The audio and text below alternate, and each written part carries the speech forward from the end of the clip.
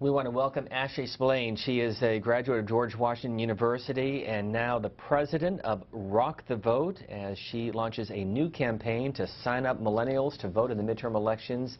Thanks very much for being with us. Thanks for having me. Tell us your story. Why are you involved and what is this relaunch of Rock the Vote all about? Yeah, so I got involved in politics because I think like many young people, there's an issue that I care about that was really important to me, and I felt like being involved in a campaign and the political process is the way to, address it and get people involved. And I'm excited to be, 10 years later, still involved in a really exciting organization like Rock the Vote that's so committed to doing the same thing, getting young people involved and making sure that they're participating and that they have the access to participate. According to your website, the goal is to register about 1.5 million people, including 400,000 who are under the age of 30. You're also working with Voto Latino to register about 100,000 Latinos, raise the awareness of the impact of the voting rights law on young people, advocate for policies that will make it easier to vote, and revamp some of the websites that is easy to use and mobile friendly. Some may look at this and say, this will help the Democrats more than the Republicans. I get that question a lot, as it turns out. But voting is not a partisan issue, and having young people participating in the political process and voting is more than anything about the health of our democracy. And we don't care how they vote. We are just really happy that they turn out and get to participate. Back in the early 90s, the big push was to go to concerts and to get people to sign up there. A different approach in 2014. Yeah, like I said, most millennials are online, and so we are really expanding our digital effort in order to reach even more people than we would at a concert. I mean, music is our roots. We were started in 1990 and had significant support from the music industry and artists, musicians, cultural leaders, and we're doing a lot to re-engage or continue engagement of these folks in our campaign this year. Over half the states in our country, you can't even register to vote online. And that's a huge problem. We want to first address the systematic issues that make it more challenging to participate.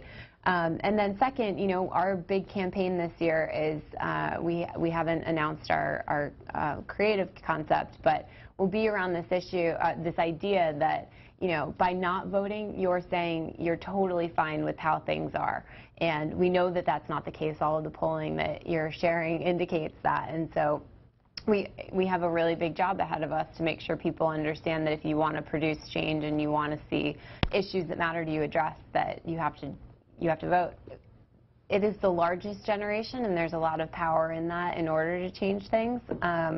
It also is the most diverse generation. So it's actually, the millennial generation is 43% people of color.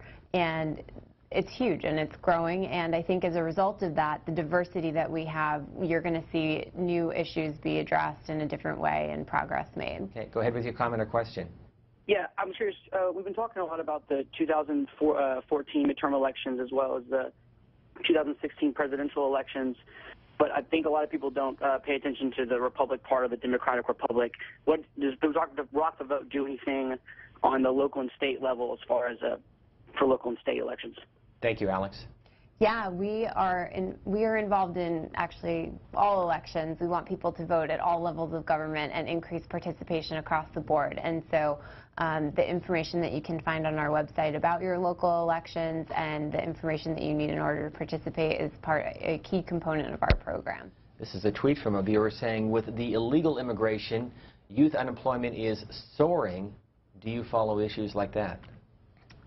Yes, I mean, we monitor all issues that matter to young people. Immigration is a huge one, jobs, the economy, in addition to women's health and the environment, and there are a myriad of issues that young people care about that aren't at the forefront of the political conversation right now that we would like to elevate to that point. I think that she's right to be concerned about what's happening in North Carolina. There was legislation passed earlier last year to eliminate pre-registration for young people, to eliminate same-day voter registration, which was 2.5 times more likely to be taken advantage of by young people to get registered to vote and participate on Election Day.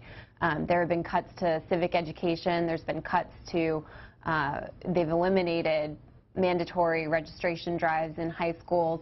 I think there's a systematic approach to making it more challenging for young people to vote, and we're really enthused that the court case earlier this week has been brought up so that it challenges those things. And I think, you know, she actually makes a really good point about the fact that voter ID laws don't impact just young people, but they also impact elderly people who may not have a driver's license. And so, you know, one thing that Rock the Vote has always been committed to is fair and accessible ID requirements. So let me ask you, what's next for Rock the Vote? We are really excited about the midterm campaign.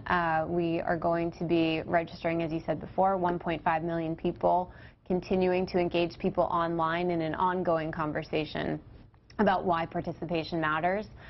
We are really amping up our email and mobile and social media programs, and we'll be all across the country at events encouraging people to go out and participate and keep our democracy healthy.